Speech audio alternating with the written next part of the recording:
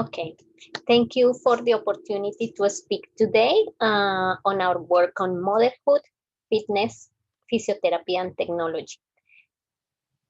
I will clarify some of the terms of this presentation. The term biosociality, for example, is referring to the intersection of motherhood in the postpartum period when physiotherapists traditionally see women and the development and identification with an online community through technologies such as Fitbit. Fitbit is a fitness app connected through a wearable device like one of these ones, a digital watch with motion tracking capabilities, and it is an online discussion forum as well, like a kind of Facebook for this kind of devices. We wanted to explore how our identities as researchers and physiotherapists influence our perception and analysis of mothers as they navigated this period of their lives in order to see the value of using this approach.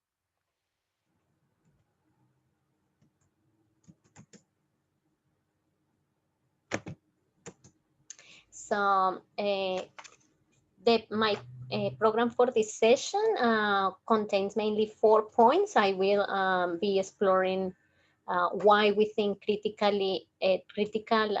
thinking is important and the sort of questions that we develop to represent this critical thinking. I will cover what we did and the key points from the work, as well as finally very briefly reflecting on how this theoretical lens may work for physiotherapists, just very briefly because of the time of this presentation. So Wendy and I have a shared interest in David Bohn's work. David Bohn's work is important to us because he questions the fragmentation of knowledge through categorization and conceptualization. So instead of, he looks to the inherent unity or synthesis underlying knowledge and thinking, otherwise known as consilience. So David Bohm, for those that don't know, is a physicist in the area of quantum physics, and is a philosopher thinker as well, who advocates the oneness of the thinking process and the content, so that we cannot separate out these two, and any confusion arising for trying to do so is a result of fragmentation of thinking.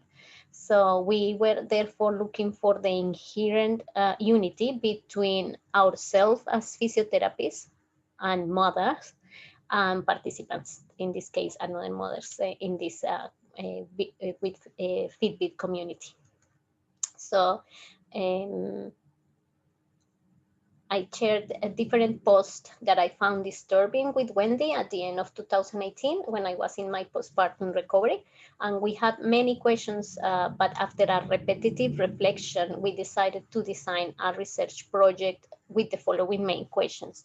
We were interested in how women use motivation or technologies of self to manage competing ideologies or impulses for being what they consider a good mother, and that is part of the analysis of assumptions that we did in this chapter of a book. This research has been already published as a chapter on a book. I will show you later the reference. And we wanted to know how these ideas and actions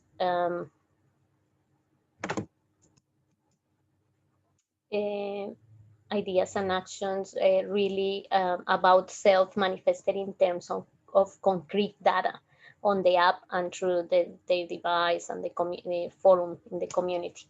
And finally, we wanted to know what use these understandings may be to physiotherapists. So we also developed secondary questions like these ones, and to our knowledge, there was not critical scholarship in physiotherapy field that examined the interaction between health professional perspectives, ourselves as researchers, and mothers' use of Fitbit app. And by this, we mean that sociological gap in understanding between the health benefits on the one hand, as promoted by physiotherapists, and between a sociological analysis which sees health promotion in terms of dutiful citizen embedded in rhetoric about risk. each perspective is considered as an expert within its own field. You can see, for example, in sociology, the vast research that has been conducted by Professor Deborah Lupton and collaborators. So, but there is not much interaction between the health professionals and the sociologists, and even less between academia, health professionals, physiotherapists, and patients. Moreover, there can be a sense of polarization between these communities. So we use a praxilographic design, was applied looking specifically for different online dimensions where motivation and knowledge about return to pre-baby fitness levels are practiced, communicated, and co-constructed on or with the body. And for those that don't know, praxiography is a form of ethnography with a focus on micro practices. So in this case, micro practices are steps, photos, text that they share on the online forum. So we found three main themes that you can see here: competition and self-policing, wanting to feel good about yourself, sensory and physical accomplishments. So these were not mutually exclusive, rather they were reinforcing the idealistic, intensive mothering ideology that I mentioned a little bit about, the analysis of assumptions of what it is to be a good mother. So these kind of things are in the chapter that I will show later, the reference, because this research has been published already. So I will show you some of the quotes of each theme.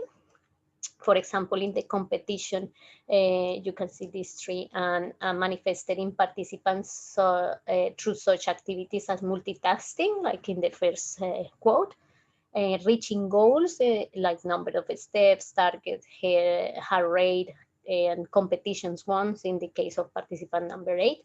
And therefore, this was highly individualistic and concerned with self-determination, and we call it like what is called having it all, and seeing oneself as a self-improvement project. We found as well the second theme. You can see these quotes and the use of emoticons. And feeling good about yourself referred to the comments where participants were clearly knowledgeable about what they need and were therefore expressing more their values and desires as assets. So implicit in this knowledge about them, about self, what in order to feel good about themselves, participants needed to feel good in themselves. So that is our approach in that. And the third theme, sensory and physical accomplishments, refers to the lifestyle photos, such as baking, cooking, eating, going on outings. But these more sensory type of activities seem to provide meaning rather than being focused on conceptualization of themselves in terms of goal-related activities. So they tended to be less individualistic, and they had photos with them and their families. So we were unable to show these photos in the chapter or in here due to copyright issues, but I am going to show you some of those that are just posts.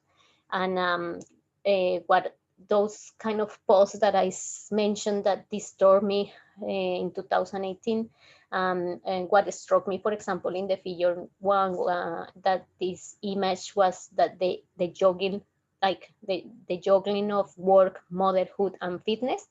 And you can see that she said that the boss brought that one, and she was working at the same time that she was on the treadmill counting her steps, and that she can use that saving of time to spend with her daughter at home. So the second slide, for example, the mother is rejoicing in having walked just over 32,000 steps when she was just 14 weeks post-delivery. And in the third slide, in the third figure, I will move a little bit this one from my camera. So you can see that she it shows the pattern of sleep and being awake, and this means that she just slept 3 hours 24 minutes during that day, and that a little interruption was like of 36 minutes that she was awake. And she said that it was a success because the newborn stops screaming long enough for like her to actually fall asleep. So this is the kind of light that they have and juggle around. We will continue with this one. So in summary, like this, to summarize then, in our chapter, we discuss the following points. So you can see all, if you want more information in this reference, is already available in the UQ library. And mainly we discuss the dualities between biological and material reality, as well many contradictions in ethical responses, specifically for physiotherapists, and transcendence of medicine, so awareness of how we are all complicit in compartmentalization of knowledge in an attempt to transcend the materiality of our bodies, and as well suspending judgments and as experts in knowing. So do people know how to trust their own body? Some cases, yes. And how do they know when they have done too much? How do they know when they can push through tiredness or when they need to honor that? So just they know. We can advise them, but really the owners of the bodies are them, and they are the experts on their bodies. And this really requires a shift in the professional identity. So it's a radical shift in professionalism in order to work with the relationship between the biological and the material of people's lives. So thank you so much for your attention, and bye.